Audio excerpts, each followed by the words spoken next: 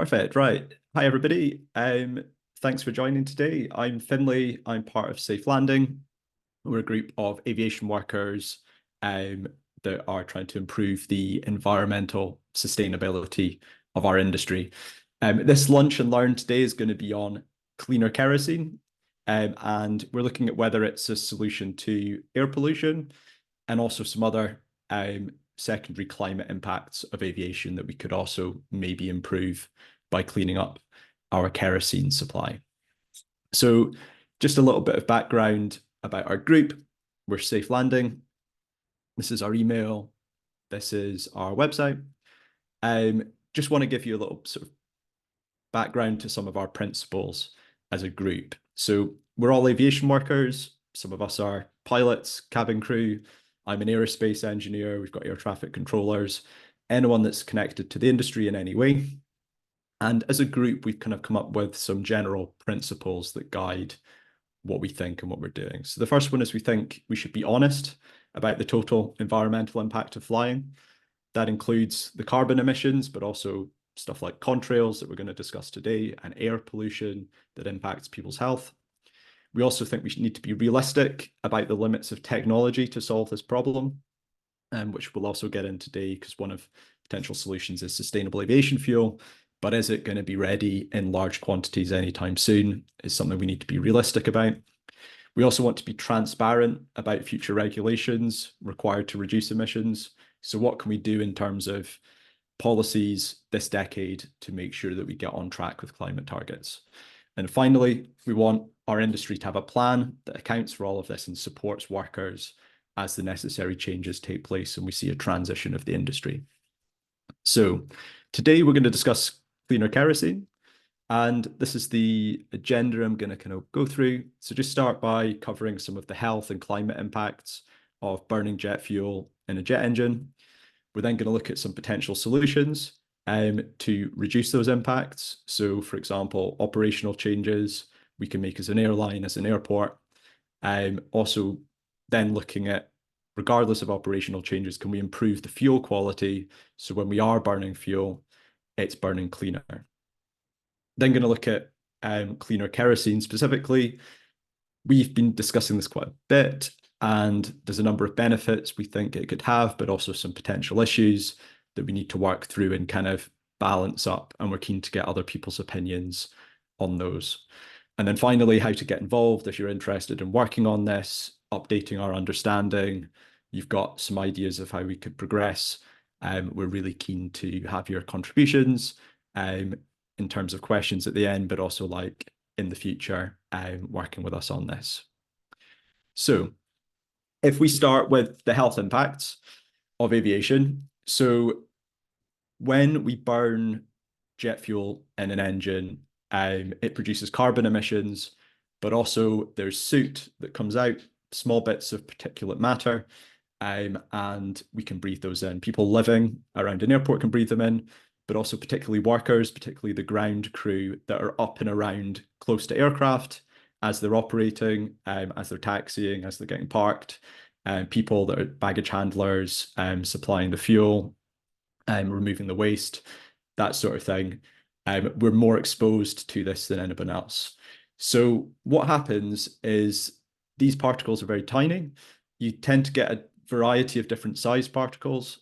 The larger ones, when you breathe them in, they get trapped in the mucus of your nose, of your throat, and that can stop it going further down into your body. There's then smaller particles, the ultrafine particles. These are like a thousandth of the size of a human hair, and they can go right into your lungs, into your bloodstream, ending up going to your internal organs. So there is quite a lot of scientific consensus out there that this is quite damaging to health, in particular like heart disease, blood clots, issues with the lungs, with the brain, and potentially a variety of different cancers could be exacerbated or made worse or created by this pollution. So it's something that has a direct impact on aviation workers, and we have a direct self-interest to want to try and reduce this particulate matter.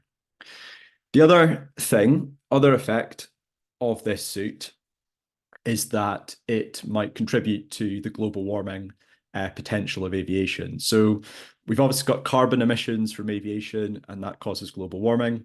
But also we've got non-carbon emissions, and a big part of this is contrails. Contrails are responsible for potentially more warming than carbon emissions itself. So what happens is we get soot um, released from the engine. There's also water vapor. The soot can cause the water to condense, and then that freezes and produces crystals. And those crystals then become clouds, and the clouds are what you see behind some aircraft. Now, it depends where they're flying. If they're in a cold and humid region with lots of water in the atmosphere, then these get generated. Um, and what that does is it can reflect sunlight, which kind of provides some cooling during the day. But at night, it prevents heat from leaving the atmosphere. And overall, this has quite a big net warming impact. Now, there is things we can do, like we can avoid these cold, humid regions of the sky, and potentially just reduce contrails forming in the first place. But at the moment, we're kind of struggling to actually predict where those weather patterns are and find solutions where we can properly avoid the contrails. So potentially, if we can reduce soot when we're flying through these regions, then we don't need to modify the flight path, and we could significantly reduce the contrails. So there's kind of a health impact and a climate impact thing that comes from particulate emissions. So what are some potential solutions to this? So in terms of the health impacts of people working around the aircraft, there's a bunch of operational things we could do at the airport as an airline to reduce just burning of jet fuel in the first place. So the first thing is to obviously operate the most fuel efficient aircraft. If you buy newer, more advanced aircraft that burn less fuel, then as you're running the aircraft, there is less emissions produced. In particular, there's certain engines, ones with what we call lean burn combustors, that produce naturally less soot because of the combustion conditions within the jet engine. So the choice of aircraft and engine technology can be quite a big player here, and there's things that you can do. Next, you can optimize the flight paths. So as I said, you could avoid contrails, but also as you're coming into land, if you do a continuous descent rather than a step descent, that's more efficient, it's more smooth, and it'll reduce pollution on the ground below. Then you can optimize the aircraft start and pushback. So when the aircraft's at the gate, like in this picture, and it's being pushed back, you can do that with a tug, or you can have the aircraft start its engines. When it starts its engines, you can choose when to do that. You can choose whether you do all of them at the same time or whether you sequence it to try and avoid pollution at that gate and at other gates around the airport. There's also, as I say, the option for single engine taxi. So when an aircraft lands and it's got some way to travel and taxi before the gate, there's an optimum time that you can switch one of the engines off, so that it's just running on one engine and it's producing less pollution as it just taxis on the ground. Another thing is to use electric tugs, so switch both the engines off completely when you can, and have a tug come and attach itself to the front of the aircraft and pull it along. Obviously, if that's electrically powered, you then got no emissions produced at that point. We can also reduce the APU. So the APU is the auxiliary power unit. It's like a small engine that sits usually at the back of the aircraft. Once you shut your engines down, you don't have ground power. It runs and it produces electricity for the aircraft and for the air conditioning system. But that's like really inefficient, and it produces lots of particulates out the back. So the sooner we can switch that off, the better. And the best thing to do there is to connect to the ground power, electrical ground power, and to air conditioning systems at the gate as soon as possible, to reduce APU running. Also, you can use electric ground power. Sometimes at the gate as well, you connect to ground power, but it's running off a diesel generator. So if it's electrically sourced, then we've got no emissions. And also all the support vehicles that come in, baggage handling, fuel supply trucks, all of that stuff, if we can electrify that, it's going to improve air pollution. So these are a bunch of things that we can do. Interestingly, kind of looking at Copenhagen Airport, there's quite a few of these already been implemented. Talking to some people at the union at Schiphol recently, there's plans to do some of these and also to have like a green zones in the airport where there's no APU running and no engine running. So there's a variety of things that you can do now with existing technology to reduce air pollution. But obviously, even doing all of this stuff, we're still going to be running the engines quite a bit. We can't connect to ground power immediately. And we can do something else. Regardless, even if we do absolutely everything perfectly here, we're still going to be burning some fuel. And that fuel will create emissions and it will create pollution and it will create contrails. So until we get aircraft that operate, with electric or hydrogen and don't produce any soot, the other option is to burn cleaner jet fuel to try and reduce emissions in the first place. So why are we saying kind of cleaner jet fuel? So this is a recent study that was shared with me by Lucas that I think is on the call. I thought this graph is definitely worth showing. So we can see that basically the gray here is fossil fuel jet fuel, and the green is a biofuel. So HEFA is from waste oil and fat biofuel. At landing and takeoff, there is a reduction in the number of particles and the size of the particles. And you can see that between the green line and the gray line, particularly at ground idle, there's a 60% reduction in number of particles of these much smaller particle sizes as well that are particularly harmful. So this was a test on a test bed with fairly conventional common engines. Now, this has also been replicated in the real world as well. So this was a study at Copenhagen Airport, end of last year. It used about 1/3% bio-based fuel, and that was HEFA as well. And they had measurements on the taxiway and at the airport as that was taxiing around, and found that ultrafine particles were reduced by 30% as well. So you can see that's quite a significant reduction just from 1/3 of the fuel being biofuel. Now, this is a little bit of a detailed slide, but also there's been tests at altitude where an aircraft flies along and they switch the fuel types, and then another aircraft goes and measures the contrail plume coming out the back of the aircraft. And they found that meaningful reductions in aviation's climate impact can be obtained by widespread adoption of low aromatic fuels and from regulations to lower the maximum aromatic fuel content. So there's something here called aromatics that are in fossil fuels, but to a lesser extent or none in sustainable aviation fuel.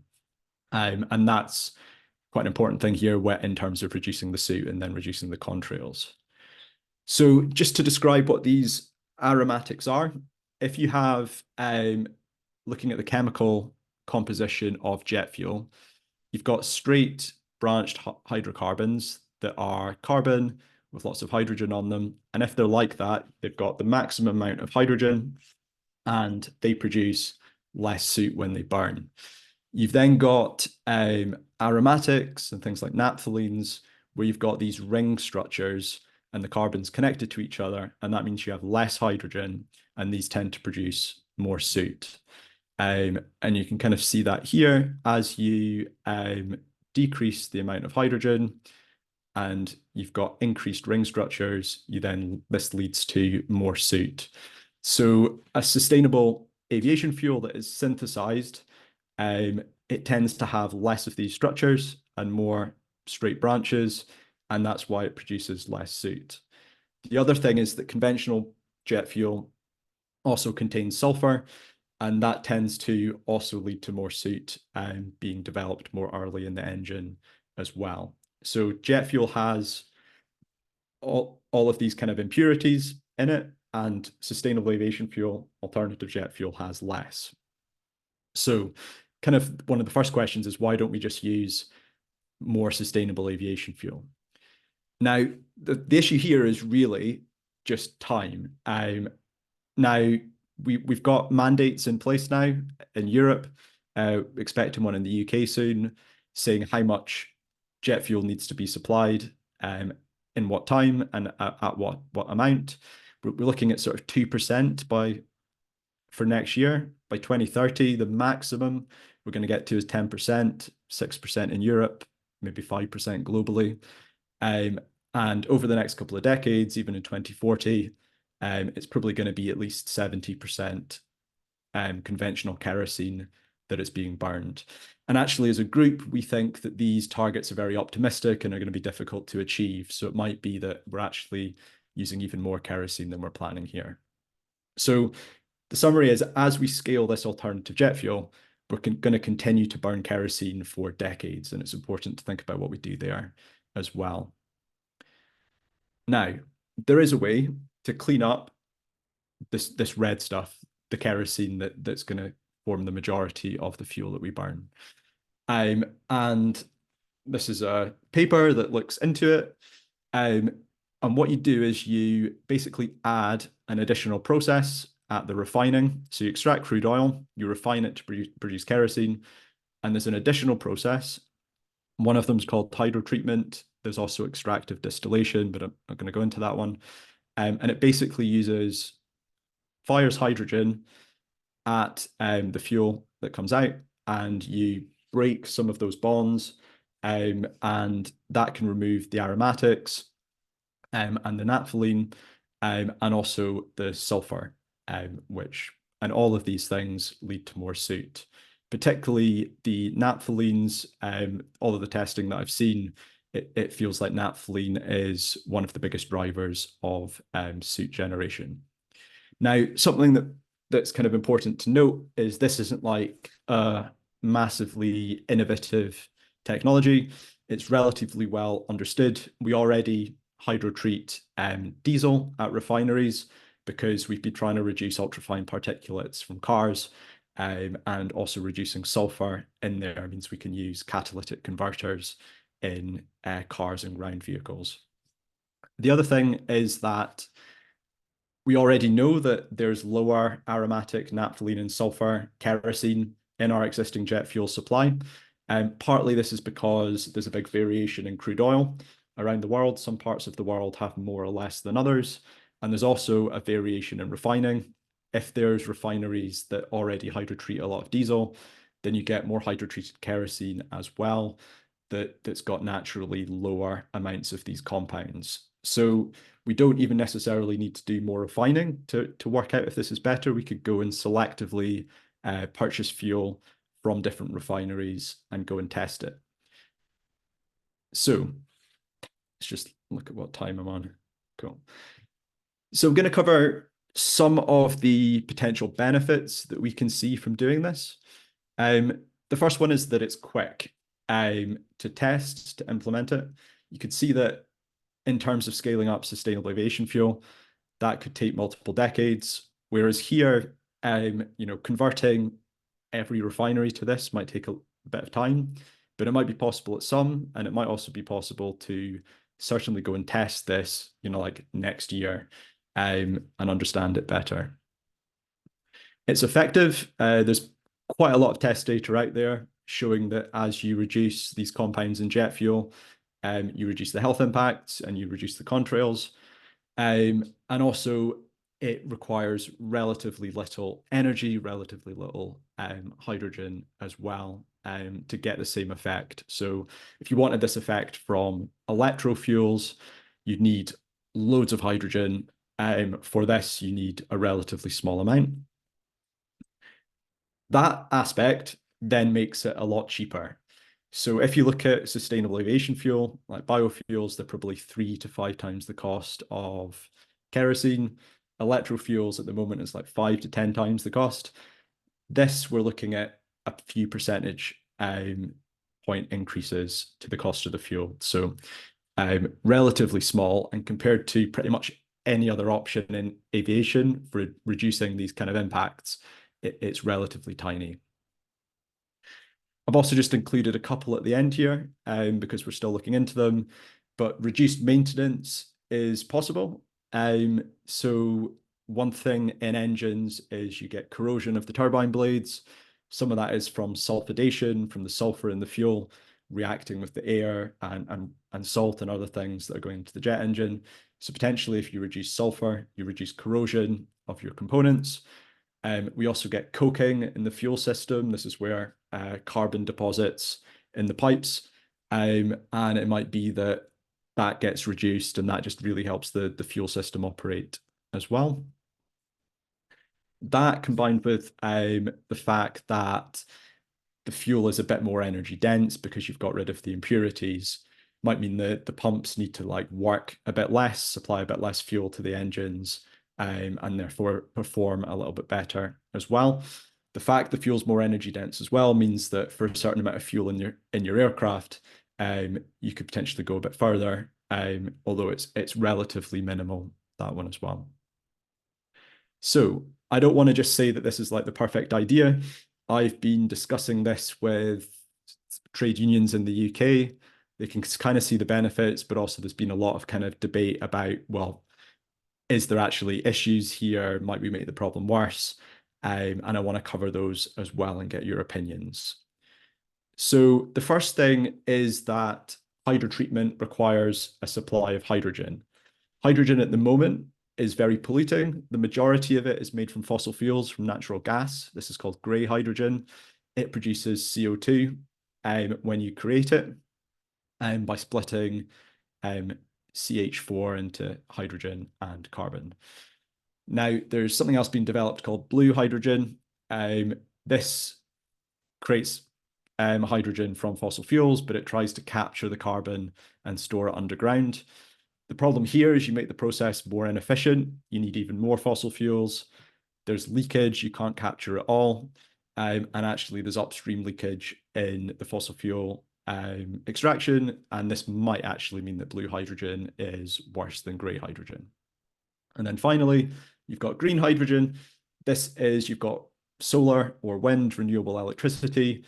You've got water and you electrolyze that. So H2O, you split the oxygen from the hydrogen and you get some green hydrogen out that has not had fossil fuels involved.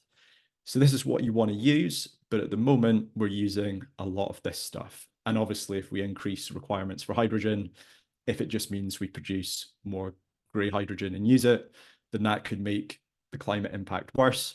And not really, by trying to improve one thing, just make the overall process worse. So some of the downsides is we could, if we just use grey hydrogen for this, we could make carbon emissions worse and make the climate impact worse. And obviously we don't want to do that. If we go for green hydrogen instead, the problem at the moment is green hydrogen is relatively scarce. We don't have much of it, and we do need it for a lot of different things. And there's, yeah, this is one thing that's come up is, well, we might end up using it for this, and actually there's other more beneficial uses. Now, my kind of response to that is that if you look at sensible uses for green hydrogen, it makes sense in the first instance to displace grey hydrogen. That the hydrogen economy at the moment produces as much emissions as aviation. And before we start using it for things like heating homes or supplying grid backup, we should displace existing fossil fuel uses. And that's at refineries and at industrial processing facilities, the exact same places we want to hydrotreat kerosene. So potentially this would actually help accelerate progress there and do a good thing, but I'm keen for other people's views. The other thing is it could divert attention. So we say, let's spend lots of kind of effort and energy hydrotreating kerosene. That then diverts us from the fact that we need to reduce fossil fuel and scale alternatives. I would say that could be a, you know, it could obviously be a concern if we market this as cleaner kerosene that is problem solved, the kerosene, no problem, and greenwash it. I think the other thing is if we are kind of honest about what needs to be done here, we do need to reduce fossil fuels. making it more expensive by increasing the quality of it and increasing the regulations and making it more expensive will mean that alternatives then become relatively less expensive. And also, if we kind of develop green hydrogen through this process, that can then help other things like alternative jet fuels that require hydrogen as well, but a lot more of it, get a start. So I think this would need to be done in a way that was aligned with other objectives, not competing with them. Yeah, the other thing is delaying alternative jet fuel. So that's kind of what I was just discussing. Increased costs.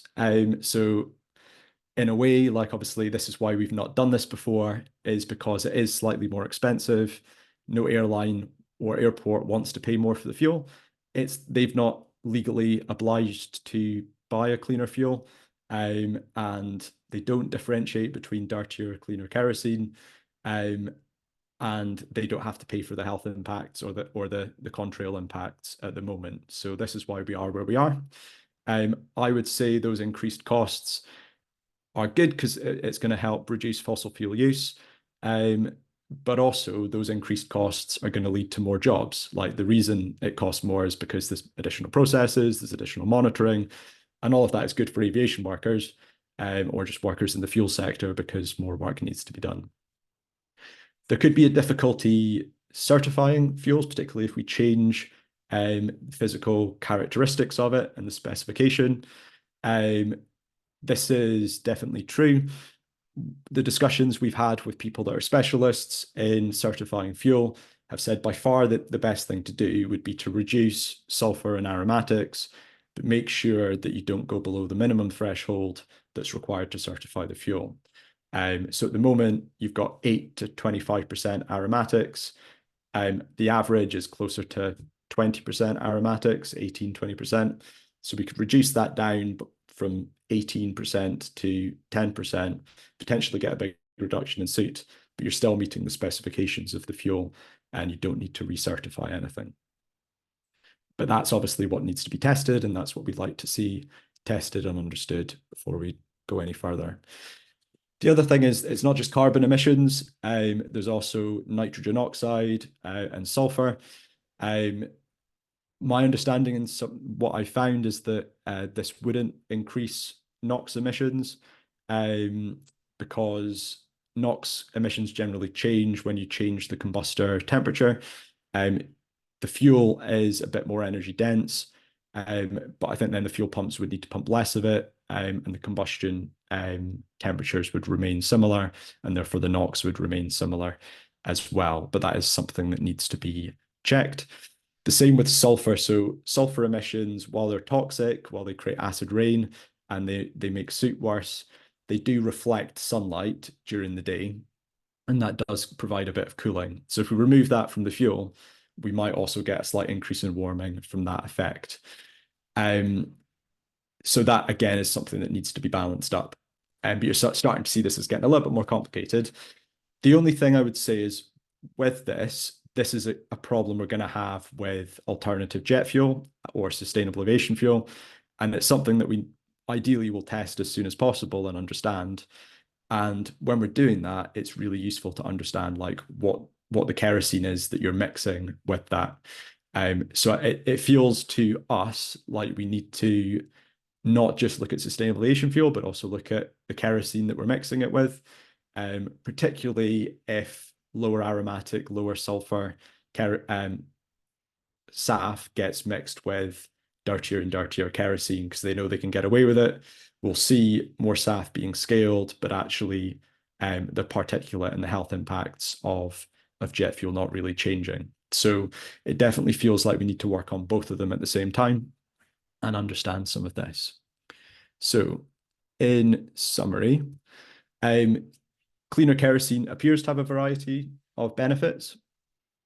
There are technical risks that we don't want to ignore, but those are already being addressed for alternative jet fuels and are already being mitigated and tested and looked at, and better control over kerosene quality may well help our understanding because we know what we're mixing it with.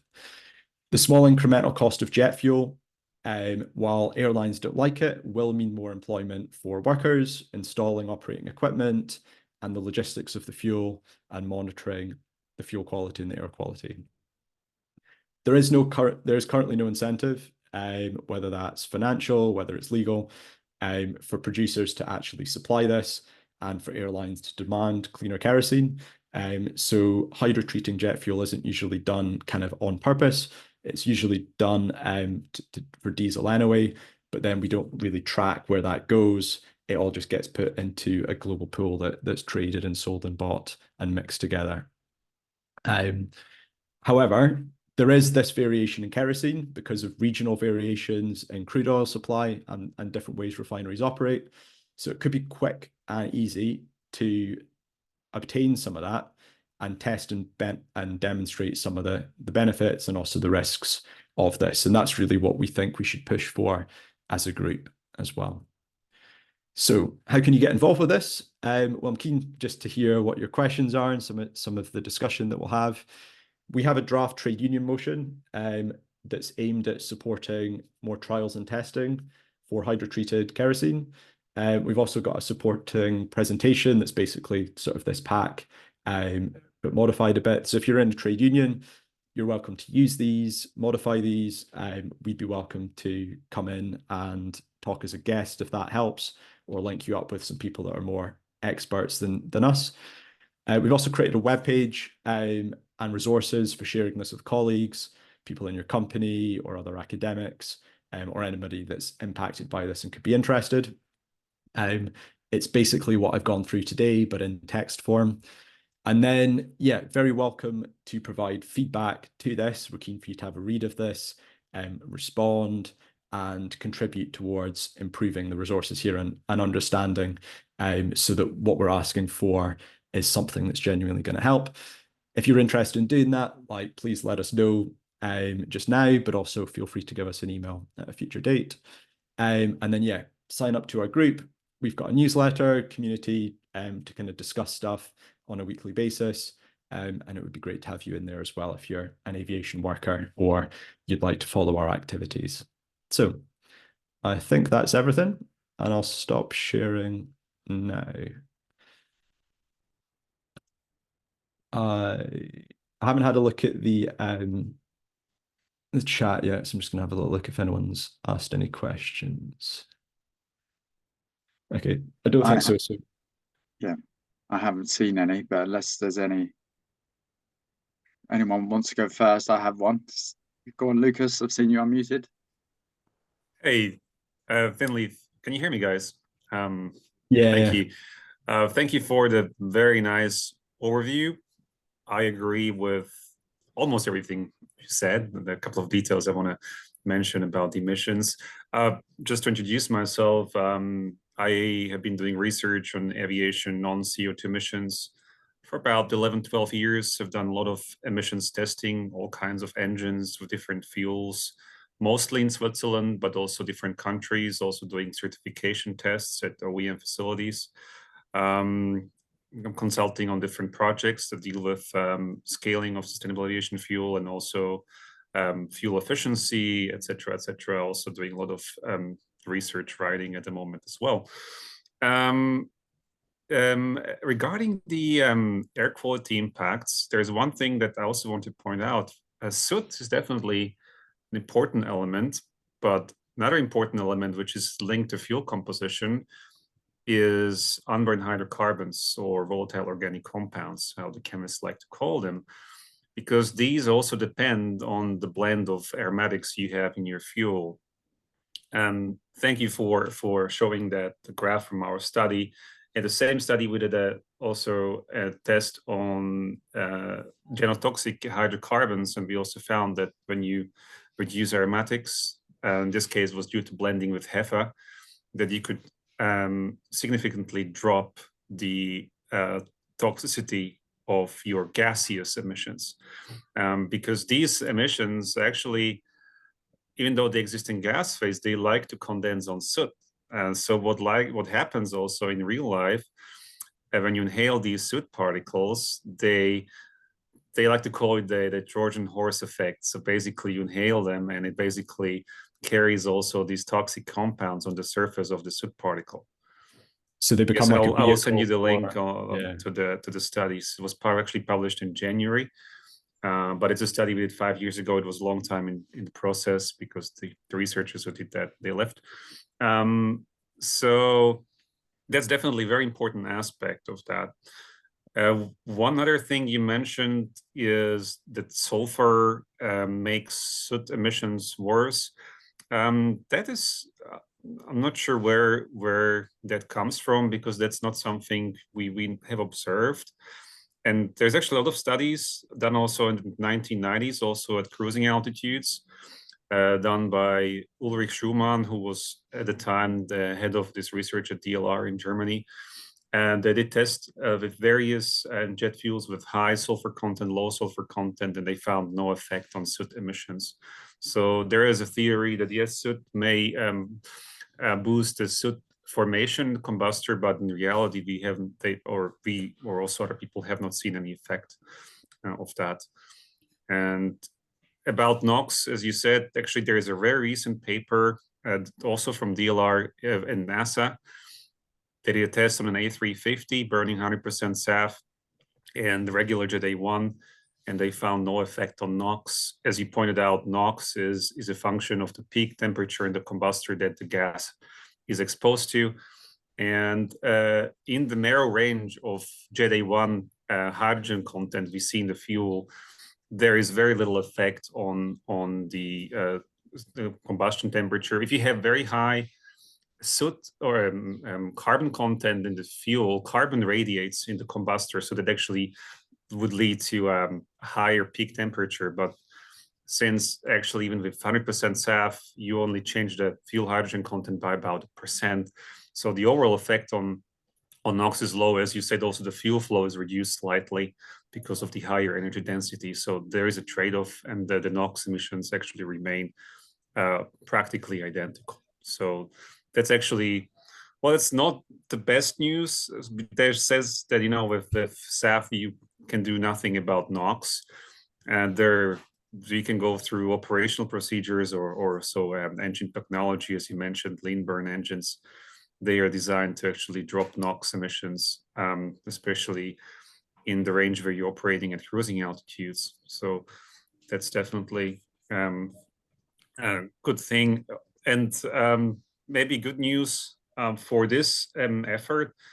I already mentioned to you in our chat that there is an ongoing project that I have been part of, sponsored by the European Union Aviation Safety Agency, looking at the trade-offs in the climate benefits and economic costs of cleaner fossil jet fuel. So in a way, the report you mentioned, and also another reports that have been published recently, have been assessed. And with DLR, there'll be a modeling study looking at climate benefits and also air quality benefits of fossil fuel with lower level of aromatics and naphthalene.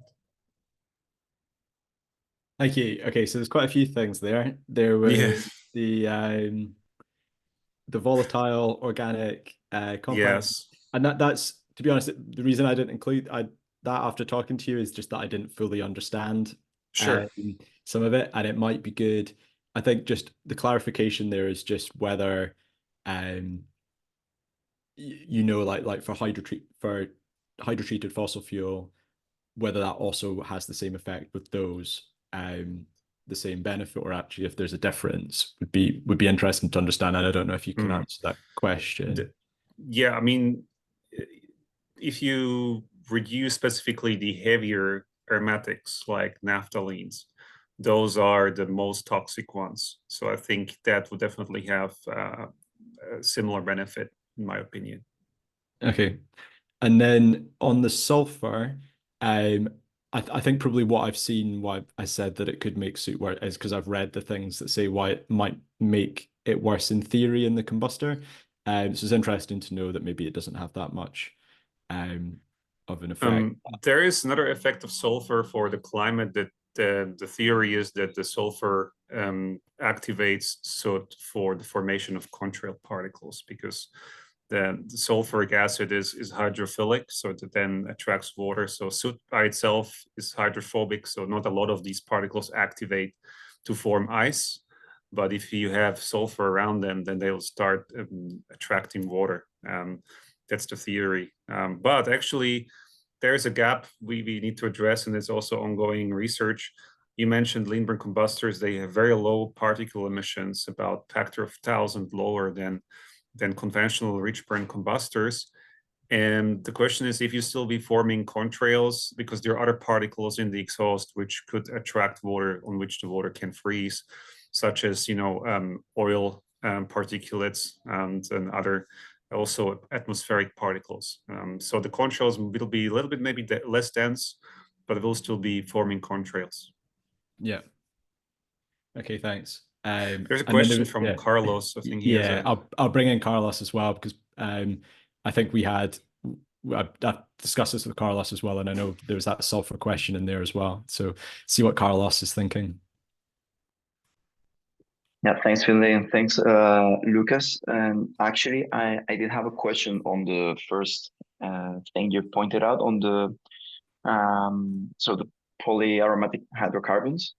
So there we know that there are some companies trying to develop synthetic aromatics to add them to the fuel, so that there are basically two pathways for 100% SAF to be produced. One is we get 100% SAF with naturally very low sulfur and aromatics, but that would imply potentially a change in the engine technology and aircraft technology to make them compatible with this new fuel.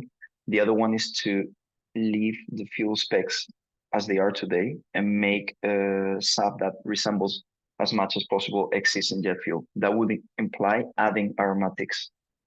So I've heard from some SAF aromatic producers, like let's call it that way, that they can produce aromatics which minimize the amount of soot they generate. They can make the best possible aromatics so that they make the fuel compatible with existing engines without penalizing a lot on soot production. But would those aromatics, I guess they would be monoaromatics with shorter, like lower carbon molecules, fewer carbon atoms, would they also be bad? Or would they have an impact in this polyaromatic hydrocarbon pollution, these volatile organic compounds, or the fact that they're smaller and not naphthalene make them not so bad in terms of air pollution? That's a good question. I know what you're mentioning. There's a company, for example, like Virent in the US, they're producing synthetic aromatics kerosene, and they are targeting monoaromatics. The question, maybe not all of you know that, but there is a technical reason why we do need aromatics in jet fuel, at least for legacy engines. These aromatic compounds, depending on which type of aromatics, they actually make sure that the rubber that is used in the fuel system is swelling, so you have no leakages in your fuel system. That's basically necessary for all aircraft made maybe before 2010. All current or new technology aircraft, they have been tested with 100% SAF, so the engines can take SAF 100% without aromatics, and the fuel systems have been tested for that. But in order to actually make sure that all the technology that's flying currently today is compatible, there is a limit of 8% minimum aromatics in jet fuel. The type of aromatics does matter, but I cannot tell you exactly which ones. Sorry, there's somebody drilling outside.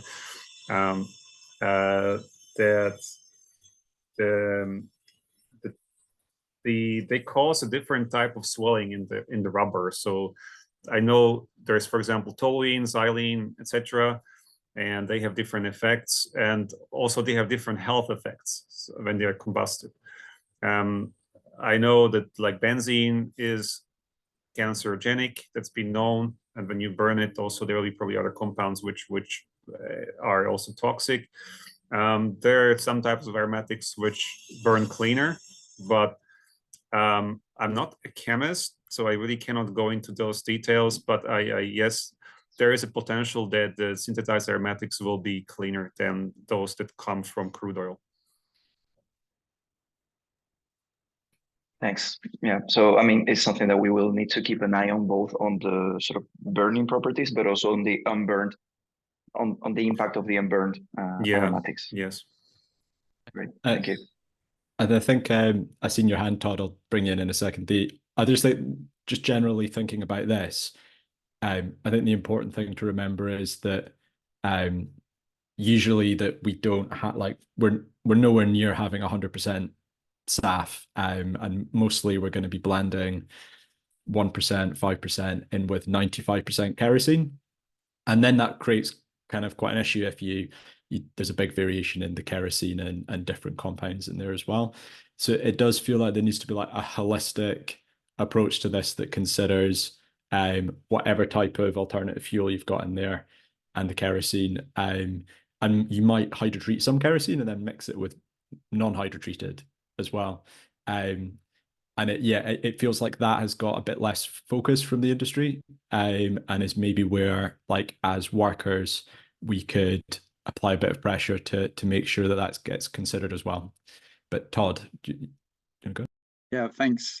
Thanks, everyone. Really interesting conversation. And before we maybe broaden the topic out and ask whether this is something that we should be focusing on as a safe landing directive, one question that comes to my mind is I've watched a handful of Paul Beckwith's YouTube videos. He works with Jim Hansen, climate scientist, and I remember one of his videos talking about the reduction of sulfur in the international shipping industry, and the International Maritime Organization, I think, overnight pretty much banned sulfur and reduced it in the shipping industry fuel, and that then had quite a significant knock-on effect of what I believe is sort of this term of global dimming, which I think has about 1.5 degrees baked in. If we got rid of all of the sort of particles in the atmosphere overnight, there's about an extra 1.5 degrees of global heating. So the question is more around that sulfur content in fuel, and obviously if there's still 70% of kerosene with sulfur in it by 2040, that sulfur content is going to be increasing due to current growth projections. But does anyone have any more information on, if we got rid of that sulfur, how that might affect global dimming inversely and actually cause more radiative heating? That's actually a good question, but compared to marine, so in the marine, the limit for sulfur content was 3.5%, which is extreme. They went down to 0.5. Aviation upper limit is 0.3, but we are on average around 0.05%. So that's where we are currently at sulfur. And you're correct, actually, that all the climate models actually predict that sulfur has a cooling effect on the atmosphere, because sulfur particles, when they nucleate, they are transparent and they basically scatter light out the atmosphere. So they actually have a cooling effect. But it's an extremely small effect, considering the overall effect of CO2 and contrails. This is extremely negligible. So I would say in the overall impact of sulfur on the radiative forcing of aviation, this is extremely small effect. What I think where the effect could be, what we haven't talked about, is that sulfur aerosol is present on the ground. So sulfates, when you actually do measurements in the engine exhaust, a little bit further away from the engine, 90+% of these particles are actually not soot. This is actually nucleated sulfate aerosol with water. So, and the question is if they also have some health effects that hasn't been really explored that in detail. And that's also, it's toxic, but it's also like acid rain is created from that, which can be Correct. harmful to plants and animals as well as humans. I think that's why I'd sort of put that on the slide of potential issues is sulfur. Like maybe reducing sulfur might reduce a bit of global cooling. As Lucas said, it's relatively small proportion of the non-CO2 impact compared to contrails. But you know, if you did kind of take this to the next level, you could say, well, maybe if we're flying contrails during the day, we'd want more sulfur in them to be more reflective. At nighttime, where you've got contrails produce warming, you want less sulfur and less contrails. But then the fact there's less contrails at night mean it doesn't make a difference for reflecting sunlight. That also depends on how long the contrails persist and that sort of thing, which is probably more advanced than we're getting to here. But I do think it's that sort of thing that we want to consider and test for.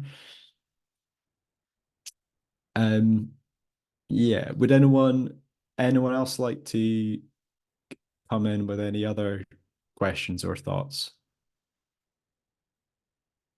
Yeah, even if it's just like you know, is this a good topic for us to focus on as a group, given the things we've discussed already? Yeah. Hans got his hand up. Yes, and I can't answer the last question about what safe landing should do, but as I understood, hydrotreating kerosene, the first thing that happens is that the sulfur goes out. So if you wanted them to bring back sulfur, you have to add it again.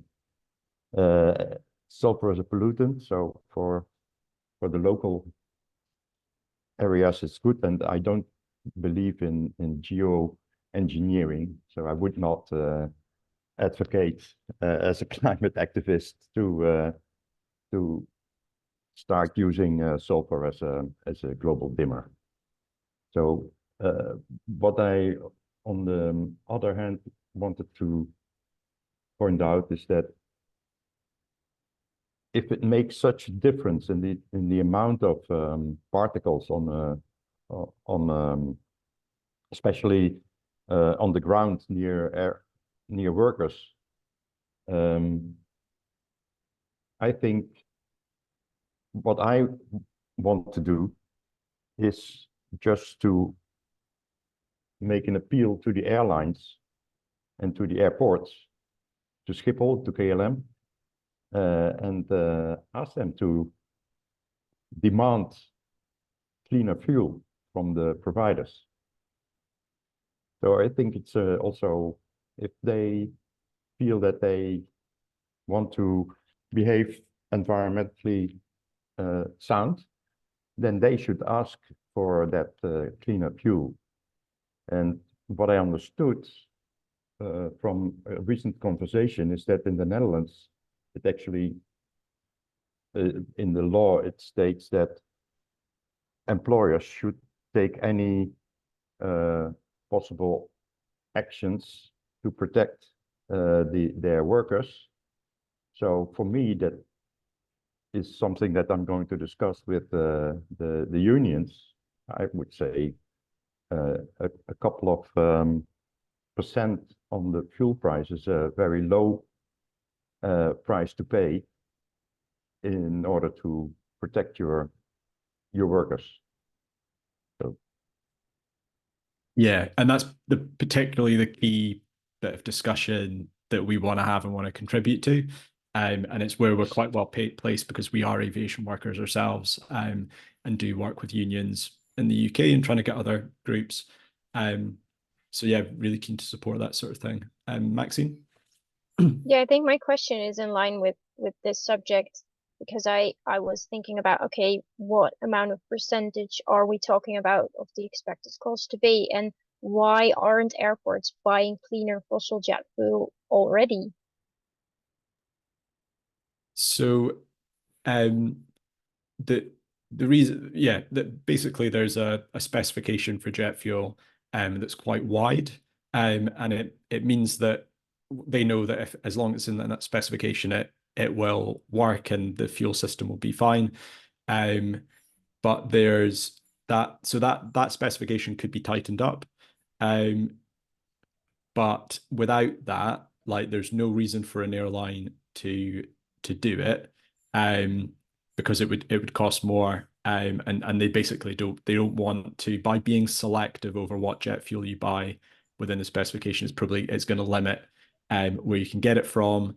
And often as an airline, as an airport, you'll buy jet fuel that's traded globally, and it would be collected and mixed together at a collection depot. And then even at the airport, you've got fuel coming in every day, potentially from different parts of the world, all being mixed together in the fuel silos. So if you wanted to be more specific about this, like apply it to particular aircraft, or mix it in a certain way, there would be additional costs there in the logistics, just in terms of the fact that you're ruling out some jet fuel if it's higher sulfur. So you've got less markets you can go to, but also just the logistics of doing all of that stuff.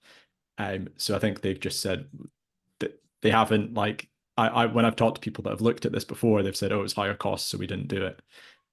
So it does feel like that's the main thing. And as I sort of said in the slide pack, the actual costs to environment and to society are not costed.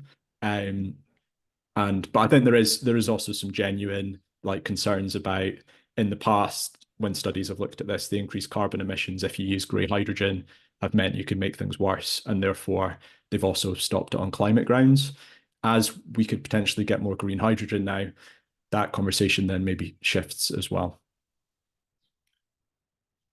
I'd like to comment on that a little. So normally an airport is not a gas station, so they have really little effect on what fuel is used at the airport. So the fuel farms, which are at the airport, they have agreements with the airlines. So the airport doesn't say what fuel is being used.